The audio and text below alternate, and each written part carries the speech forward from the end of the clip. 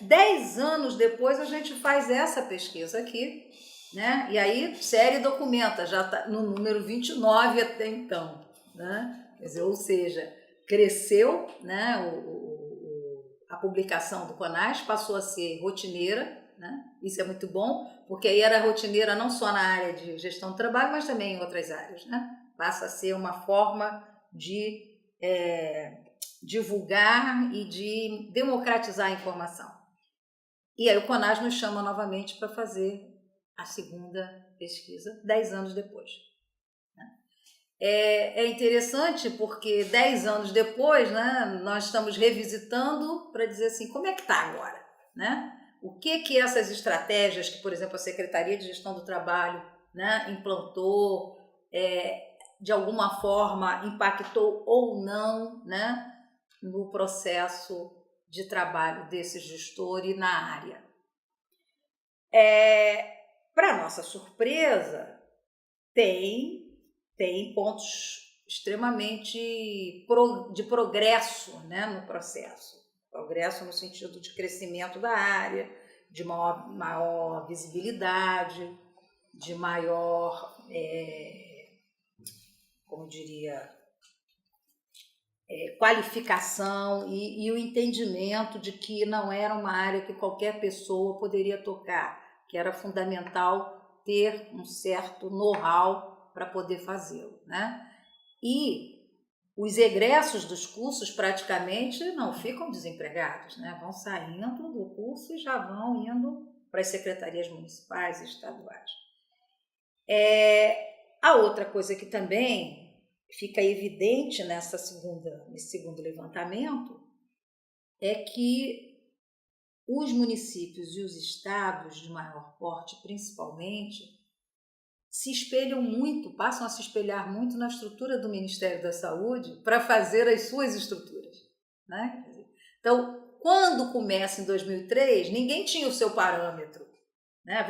Nós achamos que vamos fazer assim, vai dar certo, de alguma forma replica a Secretaria de Administração nos estados, mas em 2013, o processo histórico vivido, a gestão do trabalho ter uma área substanciosa no Ministério, vai fazendo com que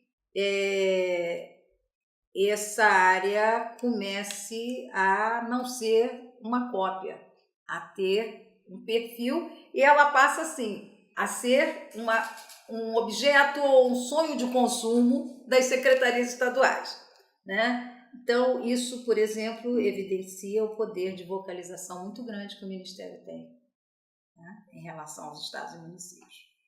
E não só de vocalização, como de indução, né, para o bem ou para o mal.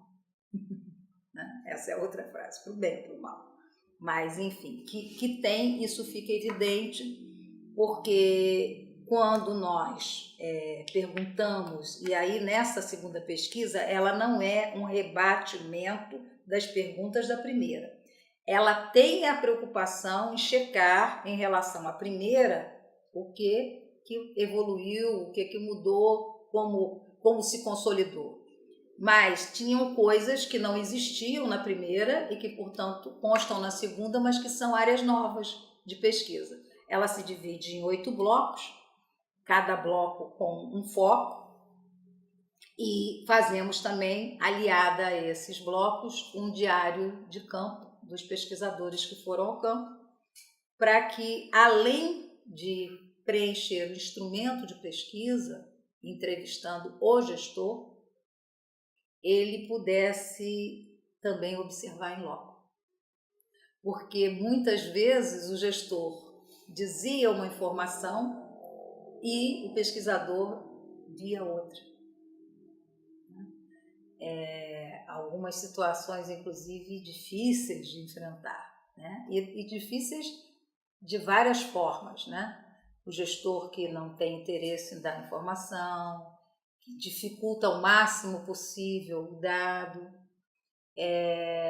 o gestor que, ao contrário, quer mostrar tudo, né? Até tipo assim, achando que seria uma forma de chegar ao Ministério a mensagem dele, né? e também o gestor que, em situações impublicáveis, trabalhava, né? Teve situações, inclusive, que uma pesquisadora nossa, ela teve que sair no meio da entrevista, voltar para o hotel, porque ela fez uma crise de bronquite horrorosa pela quantidade de poeira que existia no local de trabalho, que era o local de gestão do trabalho. Ela me ligou apavorada, ela disse, eu não estou dando conta, eu estou passando mal. Eu falei, vai embora, sai, vai procurar inclusive auxílio médico. Se você está em crise de bronquite, você não tem como continuar aí. E marca um outro dia para você voltar.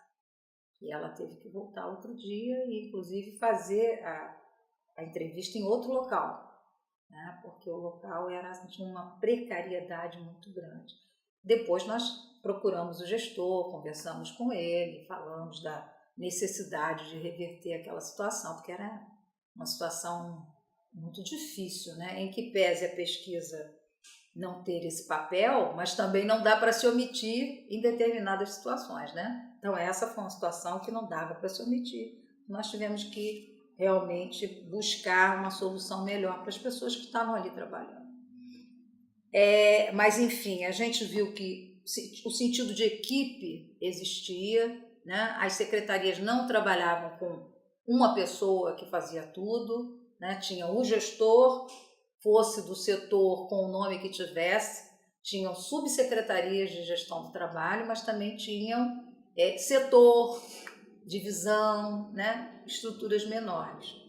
Quanto mais próxima do poder, necessariamente também, né, do poder maior da instituição, essa área tinha mais visibilidade e mais investimento, né? E o que nós percebemos é que a questão do Ministério da Saúde dizer que precisava ser feito isto ou aquilo, né, através dos seus programas, dos seus projetos, fazia com que o gestor local tivesse mais poder de barganha para dialogar com a gestão local. Porque ele dizia assim, olha, mas o Ministério quer que seja assim. Olha, o Ministério financia se a gente fizer assim, né? Então, isso mudou qualitativamente a relação Ministério-Estados e, de alguma forma, também democratizou, porque os programas não eram para este ou aquele estado que tivesse acesso, mas todos eles tinham como característica ser oferecido a todos os estados, né, e o Distrito Federal. Então, eu digo sempre que o Ministério usa pouco até o poder de localização que ele tem e de indução, né? O poder de indução da máquina do Ministério é muito forte. E é um bom argumento quando não se tem muita governabilidade na área, do ponto de vista político, ter o Ministério como parceiro para a execução, para a consecução dos seus objetivos. Essa segunda pesquisa deixa isso claro, e também uma certa réplica das estruturas, que fica muito presente. Ela também deixa muito claro que o gestor do trabalho continua sendo altamente qualificado, eminentemente mulheres, são pouquíssimos homens, para você ter ideia, nas duas pesquisas, em 27 unidades, incluindo o Distrito Federal, no máximo nós encontramos 10% de gestores homens, né? Então é uma atividade eminentemente ocupada pelas mulheres, ser gestor do trabalho, né? Com uma característica de um nível de qualificação alto. Nós temos casos de gestores do trabalho que são doutores e mestres, né? Nós encontramos 3 secretarias de gestão do trabalho nos estados que eram ocupadas por mestres e doutores, considerando, né, a quantidade de estados que nós estamos falando e as diversidades, era um número significativo. A outra coisa que também nos chamou a atenção é de como eles buscavam replicar as estruturas dele com muita semelhança com as do Ministério. Agora, algumas questões também aparecem nessa segunda pesquisa que já nos preocupa também enquanto objeto de pesquisa e a gente ainda não conseguiu se dedicar por falta total de pernas para fazer tudo ao mesmo tempo, né?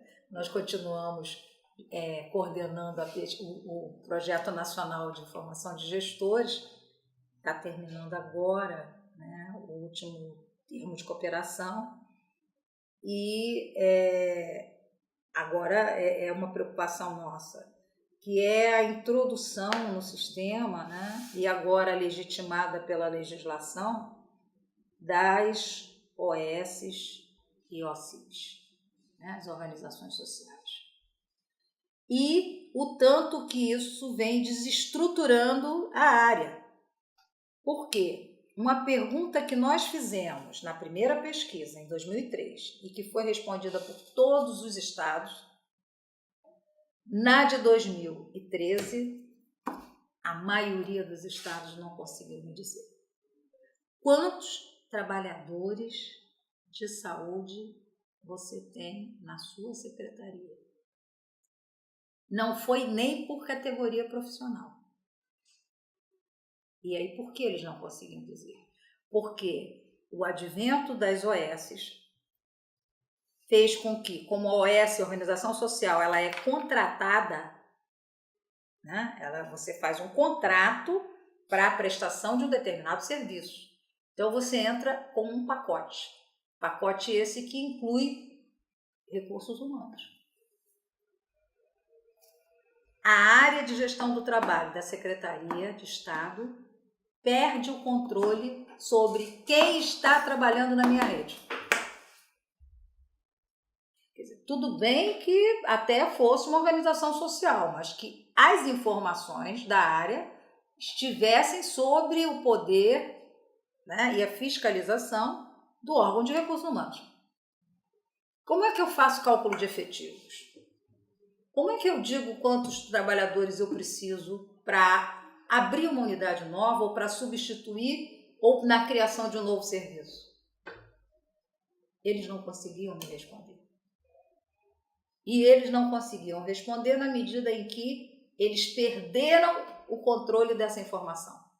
Eles só tinham a informação dos trabalhadores do quadro permanente, que cada vez rareia mais, porque as pessoas estão aposentando, estão, em alguns casos, falecendo e estão sendo substituídos por contratos via organizações sociais.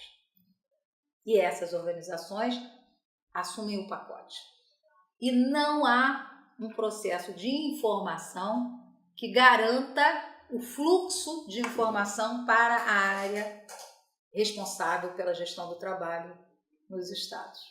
Nos municípios não é diferente. Então, hoje isso é uma preocupação, né?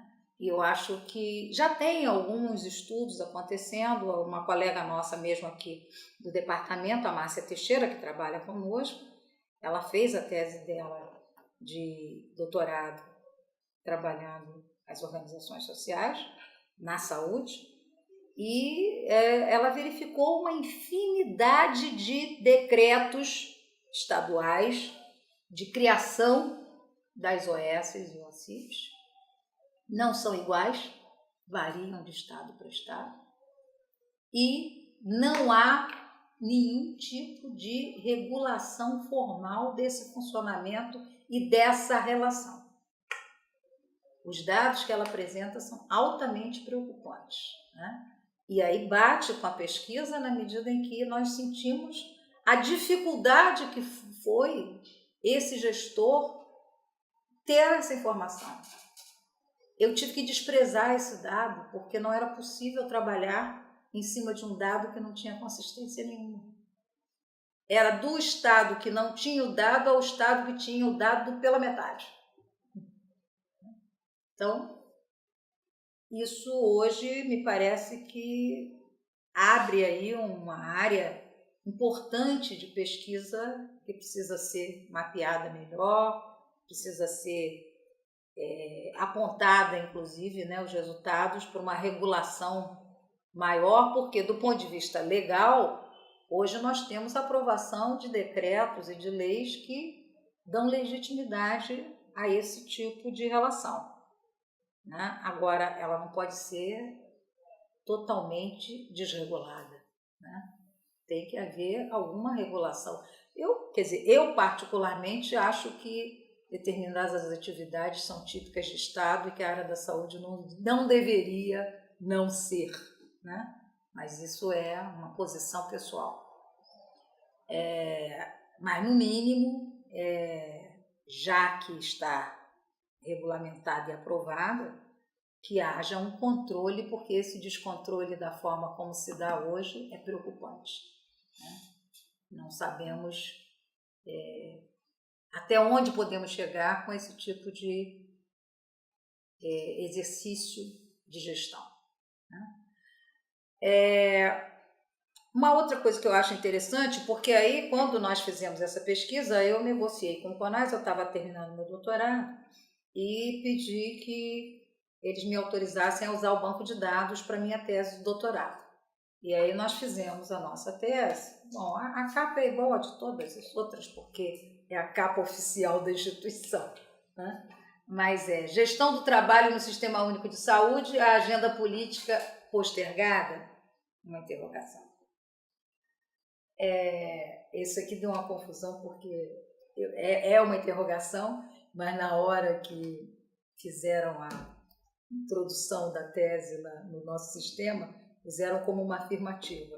E eu levei um tempo discutindo com a pessoa para se convencer de que tinha que manter a interrogação. Eu estou fazendo uma pergunta, como é que eu posso afirmar? Se eu estou perguntando, eu quero saber. Mas, enfim. E aí nós trabalhamos com suporte teórico de Weber, então usamos também Bourdieu, e nós fizemos uma tipologia, né? O que nós traçamos uma tipologia do que nós chamamos de tipo ideal, né? Na concepção weberiana do que seria o gestor do trabalho nos estados brasileiros. E levantamos estado por estado o que nós encontramos em relação ao tipo ideal, né?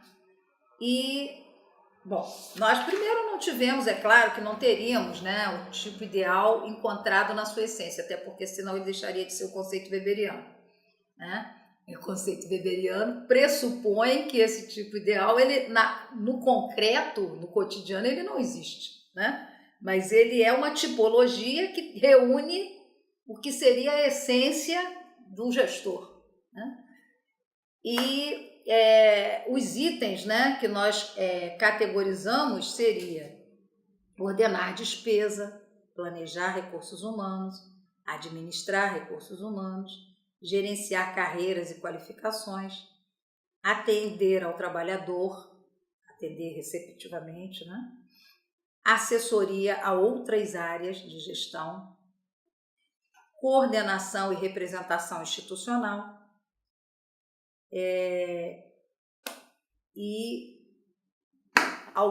essas seriam, digamos, as atividades preponderantes. E deixamos um item, porque aí acabou acontecendo, para não executar da atribuição. E em que unidade da federação? Bom, não chegou a ser um espanto, mas o fato é que ninguém chegou próximo à tipologia. E o que mais nos chamou a atenção é que não necessariamente isso estava distribuído por estados mais poderosos ou menos poderosos economicamente. Nós encontramos um estado que mais se aproximou da tipologia na região Nordeste, o que para nós foi uma surpresa, né? Ultrapassando inclusive estados do Sudeste que esperávamos encontrar, como o estado do Rio e São Paulo. E, por outro lado, ficou evidente para nós, durante o nosso trabalho, o nosso percurso, de que há uma necessidade importante de trabalhar as políticas para essa área, também levando em consideração os diferentes Brasis que existem dentro do Brasil. Então, quando nós perguntamos se a agenda política foi postergada, a gente responde de que postergada não foi pelas políticas que foram implantadas pós-2003, mas numa lógica que é da igualdade de desiguais. O que a gente está querendo dizer com isso? Quando a gente iguala, todo mundo, mas todo mundo não é igual, será que a gente iguala todo mundo? E nós temos uma história no nosso país que é de desigualdades profundas. Então, as políticas que foram colocadas pela agenda política do governo, do Ministério da Saúde, sempre foram iguais, independente de quem aderiu. E, nesse sentido, as adesões foram de realidades desiguais. Então, a igualdade, eu até termino a minha tese transportando uma figurinha, de igualdade e justiça, e que a gente tem aqui 3 pessoas, um adulto, uma criança mais ou menos de seus 10 anos e um menininho pequeno ainda, vendo uma partida de futebol. Eles estão, os 3, em caixotes da mesma altura, tentando ver a partida de futebol. Só que o que seria igual é porque todos estão vendo a partida de futebol em cima de um mesmo caixote. Só que é extremamente desigual porque o primeiro menininho, ele é muito pequenininho. Ele talvez tenha uns 4 anos no máximo. E ele está tendo que ver na mesma altura que vê todo mundo. Óbvio que ele está vendo menos. Então, é meio isso o sentimento que a gente tem em relação às políticas de gestão do trabalho, como foram concebidas e propostas para os estados. Se democratiza o fato de que oferece a todos, mas oferece a todos no mesmo cardápio. Quer dizer, a discussão que a gente coloca teria que ser o mesmo cardápio? É evidente, e os dados mostram, da pesquisa, e que a gente trabalhou, obviamente, com um outro processo de leitura que a tese de doutorado me interessava fazer, que nós temos situações totalmente díspares em relação ao suprimento de necessidades, a possibilidade de execução de ações, E 2 regiões particularmente chamam a atenção: o centro-oeste brasileiro e o norte. Lá nós concentramos as piores situações, as maiores dificuldades. Então, há que se pensar, ao conceber estratégias de políticas nacionais, que se pense que o dito nacional no Brasil é o desafio nacional e não a homogeneidade nacional. Nós nascemos diferentes e durante todos esses anos, que vai do Brasil colônia a Brasil tempos modernos, as desigualdades não foram superadas. Então, o que a gente pode fazer é uma interrogação que fica, para tentar, de alguma forma, enfrentar esse diferencial que está dado. E esse diferencial, de alguma forma, vai estar influenciando na implantação do sistema de saúde. E vai estar sempre dialogando com ele. Bom, projeto futuro, a mim preocupa hoje a questão de trabalhar a inserção desses trabalhadores em diferentes modalidades de vínculos, que já não são mais o estadual, o federal e o municipal, de que nós falávamos no início. Temos aí um outro diálogo presente e que nós achamos, quer dizer, não teríamos que pesquisar um pouco mais, mas que vem de alguma forma desorganizando o processo de gestão do trabalho no Sistema Único de Saúde.